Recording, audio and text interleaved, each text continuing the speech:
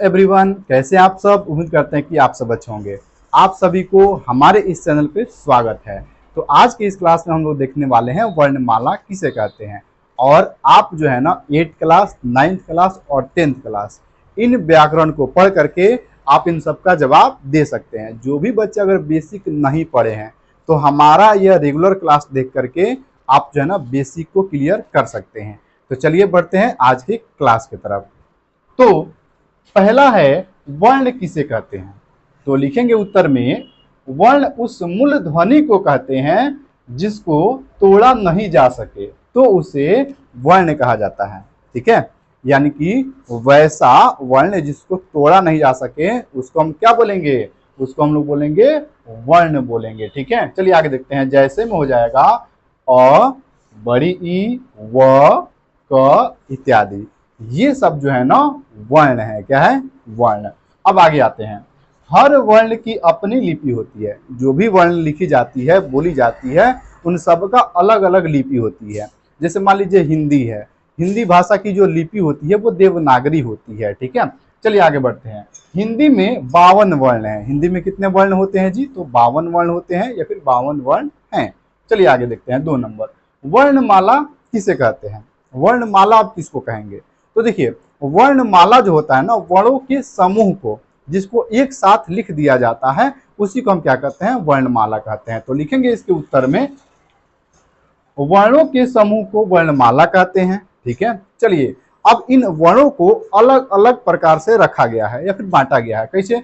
तो देखिए, एक उच्चारण के स्थान पे बांटा गया है और एक लेखन के आधार पे बांटा गया है। ठीक है, चलिए आगे बढ़ते हैं। तो हिंदी में उच्चारण के आधार पर 45 वर्ण है। कितने हैं? 45। जिसमें से 10 स्वर और 45 जो है वो व्यंजन होते हैं। ठीक है, लेकिन लेखन के आधार पर भी इनको बांटा गया है। तो देखेंगे 2 नंबर में, लेखन के आधार पर वर्णों की संख्या 52 होती है, जिसमें से 13 स्वर होते हैं और 35 व्यंजन होते हैं तथा 4 जो होते हैं वो संयुक्त व्यंजन होते हैं। ठीक है, चलिए आगे बढ़ते हैं। 3 नंबर देखते हैं। वर्ण कितने प्रकार के होते हैं? वर्ण जो होते हैं वो कितने प्रकार के होते हैं? तो वर्ण जो होते हैं ना वो 2 प्रकार के होते हैं। पहला स्वर वर्ण और व्यंजन वर्ण। ठीक है, पहला क्या होता है? स्वर, और दूसरा होता है व्यंजन वर्ण। कहते हैं सफलता उनको मिलती है जिनके सपनों में जान होती है। सफलता उनको मिलती है जिनके सपनों में जान होती है और पंख होने से कुछ नहीं होता, हौसलों से ही उड़ान होती है। तो चलिए आगे बढ़ते हैं। तो हमारा वर्ण कितने प्रकार का हो रहा था? 2 प्रकार का। पहला था स्वर वर्ण और दूसरा था व्यंजन वर्ण। तो एक एक करके इसका डिफिनेशन लिखेंगे। पहला हो जाएगा स्वर वर्ण किसे कहते हैं? स्वर वर्ण किसे कहते हैं? तो लिखेंगे, जिन वर्णों को स्वतंत्र रूप से बोला जाता है तो उसे स्वर वर्ण कहा जाता है।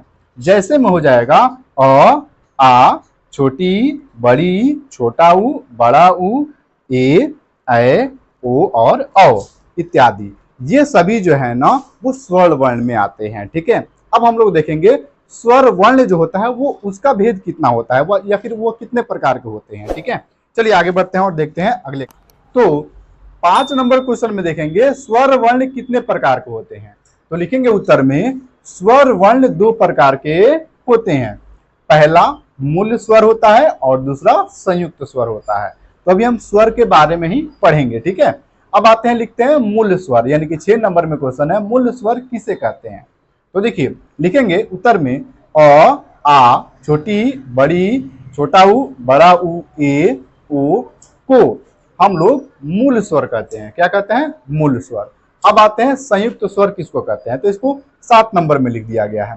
संयुक्त स्वर किसे कहते हैं? अब ध्यान दीजिए, जैसे अभी हम बताए हैं मूल स्वर को, 2 मूल स्वर को जब आपस में हम जोड़ देते हैं तो क्या बनता है? संयुक्त स्वर बन जाएगा। जैसे देखिए, अ आ गया और प्लस में ए आ गया, अ और ए को जोड़ेंगे तो अ बनेगा।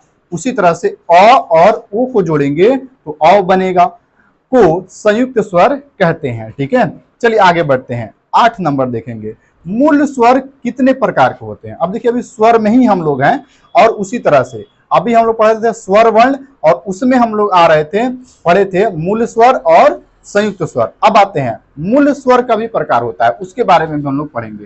क्या लिखेंगे? मूल स्वर कितने प्रकार के होते हैं। तो लिखेंगे उत्तर में, मूल स्वर 3 प्रकार के होते हैं। कौन कौन जी होते हैं? तो पहला होता है हर्ष स्वर, दूसरा होता है दीर्घ स्वर और तीसरा होता है प्लुप्त स्वर। ठीक है, अब आगे बढ़ते हैं, एक एक करके पढ़ेंगे। 9 नंबर में मूल स्वर था और उसका पहला हर्ष स्वर क्या था? हर्ष स्वर। ठीक है, तो लिखेंगे हर्ष स्वर किसे कहते हैं?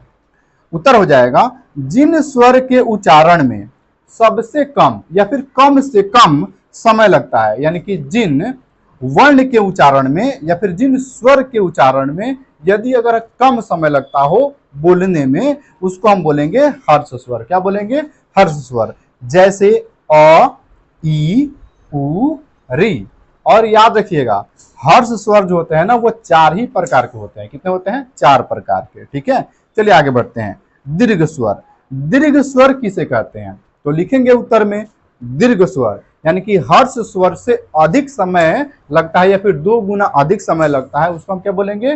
तो उसको हम लोग बोलेंगे दीर्घ स्वर। अब लिखेंगे डिफिनेशन में क्या जी, या फिर लिखेंगे उत्तर में जिन स्वर के उच्चारण में हर्ष स्वर से 2 गुना अधिक समय लगता है तो उसे दीर्घ स्वर कहा जाता है।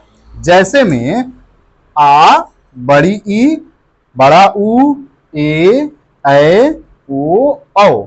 अब इनमें जो है ना 2 गुना अधिक समय लग रहा है बोलने में। ठीक है, तो उनको हम बोलेंगे दीर्घ स्वर। तो आज के क्लास में इतना ही, फिर मिलते हैं अगले क्लास में। तब तक के लिए जय हिंद, वंदे मातरम। और अभी तक आपने मेरे चैनल को सब्सक्राइब नहीं किया है तो एक बार सब्सक्राइब कर लीजिए, क्योंकि आपको आगे बढ़ना है और व्याकरण सीखना है। तो मिलते हैं अगले क्लास में, तब तक के लिए जय हिंद, वंदे मातरम।